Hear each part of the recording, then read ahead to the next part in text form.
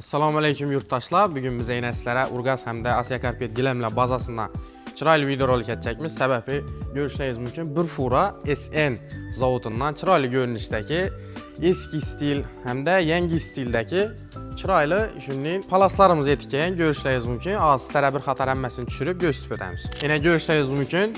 Palaslarını düşürüş jarayonları bol tuttu. Az emmez sıklata rəzmer, rəng əkilib çırayla taxlanadı satış üçün kulay tərzdə.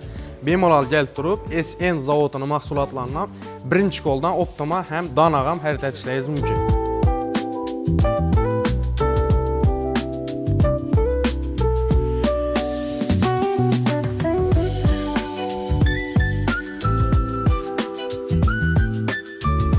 İtibar bərsəyizlə giləmlərəm ümumən gəp yox.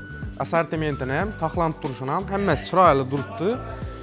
Narxlaram arzan, bemalol gəlib durub savdo etsəyizlə boladı. To'liqroq məlumat gərək oladan olmasa ekranda çıxarılğan nömrələrə əlaqə çıxıb to'liqroq məlumat alışlarınız mümkün boladı. Rənglərinə etibar bəringlər. Mavi, yeşil, qızıl, bordovi svet hər xil rəngdə, hər xil rəzmerdə narxlaram özünüzlə xaxlağan narx taxları var. Bemalol gəlib durub Urgaz həm də Asya Karpet giləmlə bazasından Optima, xaxlasazla, danağa, en arzan narxlada xəritə etsəyizlə boladı. To'liqroq məlumat gərək oladan olmasa ekranda çıxarılğan nömrələrə əlaqə çıxarasızlar. Palaslarımızı yayıb qoyduq yine görüşləriniz mümkün. Çizikli palaslarımızdan amba, Ermitaj zamanəvi dizaynda işləb çıxarılğan palaslarımızdan amba və oyma nakş bərilgən yine ofisəm, öyəm, həmməsinə birdiyin çıray baxşət durarədi. Ondan təşqəri minimalizmini yaxşı görədən olmaq üçün qızılı bilən göykindən adnatonlu, həmmeri bir xil nakşsız boladı. Bemalol gəlib buladanam xəritə sezlə boladı.